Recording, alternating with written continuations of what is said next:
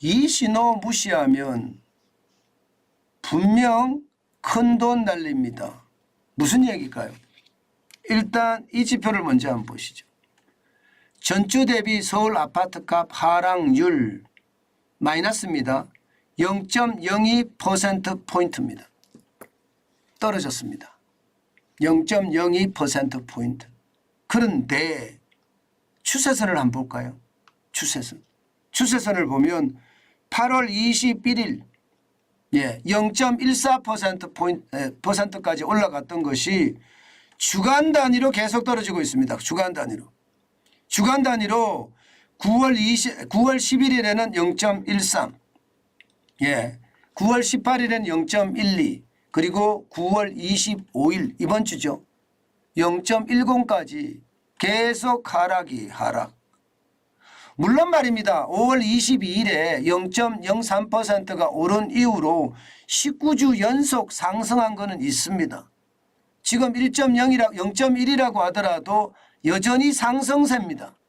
그러나 분위기가 위에서 아래로 꺾이는 분위기잖아요. 게다가 여러분 생각해 보세요. 이 8월 21일에 0.14를 기록했다.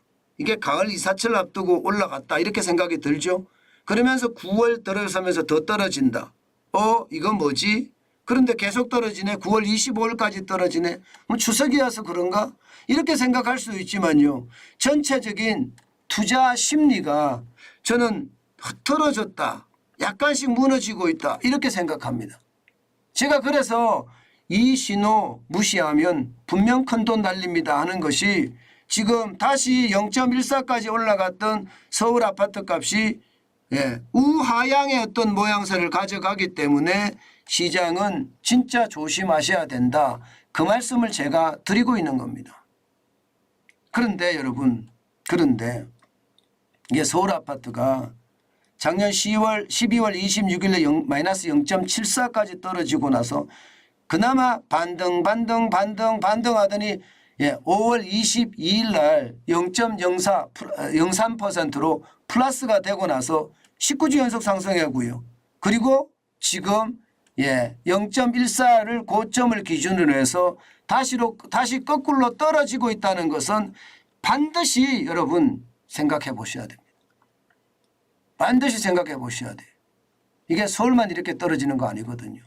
서울만. 수도권 한번 보실래요? 수도권도 12월 26일이 마이너스 0.93으로 가장 많이 떨어졌습니다. 그러다가 쭉 올라갔어요. 쭉 올라가면서 여기는 수도권은 6월 1일부터 플러스를 기록했습니다. 서울은 5월 22일부터 플러스를 기록했다고 했죠. 근데 수도권은 6월 5일부터 플러스를 기록하더니요. 쭉 올라가더니 9월 18일 현재 0.17까지 올라갔어요. 0.17까지. 그러다가 9월 25일 폭삭 내려갔어요. 사실은요. 왜? 0.06이 빠졌거든요. 0.06이면 굉장히 많이 빠진 거예요. 11주 연속 상승이기는 하나 끝이 꺾였다. 한번 꺾이면요. 이 꺾임은 인정사정 없을 수도 있습니다. 시장이라는 게 그렇습니다. 여러분. 시장이라는 게 진짜 인정사정 없는 것이 시장은요. 심리에 의해서 지배를 당하기 때문에 그 심리가 무너지면 무너진 역할이 톡톡이 나타납니다. 그렇기 때문에 여러분 시장을 저는 아주 떨어지게 봐야 된다는 게 그런 거예요. 제가 지표를 가지고 여러분에게 설명을 하잖아요. 제가 작년에 뭐라고 했습니까? 작년 10월, 11월, 12월, 1월, 2월 임장하자고 이야기했잖아요. 집 사자는 이야기를 제가 했었던 거예요. 그런데 지금은요. 사지 말자는 이야기를 계속하고 있는 겁니다. 사지 말자는 이야기를. 지금 어떤 지표가 나오더라도 정부가 시장경제라는 그 원리에 입각한다. 이렇게 이야기를 했단 말입니다. 규제로 안 가겠다는 뜻이에요. 지금은요. 공급에 대한 우려감이 크니까 계속 공급에 중심을 맞춰간다는 뜻이 그렇기 때문에 꺾이는 거거든요. 정부의 어떤 정책 자체가 공급 중심입니다. 전국도 마찬가지거든요. 전국도 말입니다. 9월 18일 0.10까지 올라갔던 것이 9월 25일 0.17까지 떨어졌습니다. 물론 이렇게 떨어지는 것 뭐 작년 12월 26일에 마이너스 0.76까지 떨어진 거에 비하면 아무것도 아니다. 게다가 11주 연속 계속 상승하고 있으니까 뭔가 분위기가 달라진 것 아니냐 이렇게 예상할 수도 있거든요. 그렇지만 저는 심리가 무너지고 있다는 것, 정부의 어떤 정책도 공급 위주의 정책이 나온다는 것 이런 것을 다 감안을 해보면 현재까지는요. 집값이 떨어지는 그런 상태가 될 수밖에 없다. 물론 말입니다. 서울 아파트 월별 거래량을 보면 8월에 3,822건까지 올라갔거든요. 이제 9월 오늘이 30일이죠. 내일이면 이제 결론이 날 텐데요. 결국 4,000건은 달성 못할 것 같아요. 그렇다고 6월에 3,847건을 달아갈 수도 없을지도 모른다. 그런 생각을 하거든요. 지금 오늘 현재거든요. 물론 말입니다. 지금 쉬는 날이기 때문에 데이터를 업데이트 안 했을 수도 있습니다. 서울시에서. 안 했을 수도 있기 때문에 3,822명이 최선은 아니라고 생각을 하지만 어쨌든 4개월 연속 3,000대 거래가 있지만 역대 평균치 6,040에도 못 미치고요. 저는 6,040에 못 미치는 것이 결국은 말입니다. 결국은 시장에 저는 위협이 될 수밖에 없다. 저는 그렇게 생각합니다. 네, 저만큼요. 네, 지표는요, 여러분, 제가 지금까지 여러분들하고 이야기하면서 지표 중심으로 제가 계속 여러분들에게 설명을 드리는데 단 한 번도 지표는요, 우리를 속이지 않았습니다. 그렇기 때문에 여러분, 저는 지표를 아주 지독하게 봐야 된다는 사람이에요. 그만큼 말입니다. 지표가 우리에게 설명하는 바가 굉장히 높다. 저는 그렇게 생각합니다.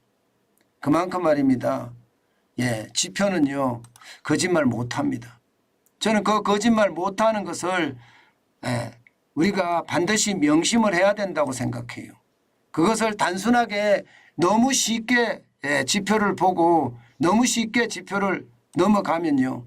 저는 충격적인 결과도 올 수 있다. 이런 생각 실제로 많이 합니다. 저는 그중에서도 말입니다. 제가 지표 중에서도 요즘이 아니라 여러분들에게 계속 말씀드리고 있죠. 가장 심각하게 제가 여러분들에게 말씀드리는 것은 금리예요. 이자 앞에 장사 없다는 말 제가 계속 하고 있잖아요. 저는 그 금리가 결국은 장사 없다는 말을 현실로 만들 거다 이렇게 생각합니다. 그래서 여러분 시장을 진짜 독하게 보자 저는 그렇게 이야기하는 겁니다. 실제 말입니다. 미국으로 한번 가볼게요. 여기서요. 여기 잠깐 미국으로 가보면 말입니다. 미국의 모기지 금리 있잖아요. 8월 23일 날 7.31%까지 올라갔고요. 9월 13일 날 7.27%거든요. 그런데 올라가는 수준을 보면 이게 역대 최고치예요. 엄청나게 올라갔습니다. 이거 잡기 쉽다. 저는 그렇게 생각하지 않습니다. 이런 금리 말입니다. 7% 넘는 금리를 내면서 집을 샀다. 얼마나 오랫동안 버틸까요? 얼마나 오랫동안? 글쎄요. 저는 얼마나 오랫동안 버틸까요? 글쎄요. 제가 이렇게 말씀드리는 것은 그만큼 말입니다. 어렵다는 거예요. 어렵다는 거.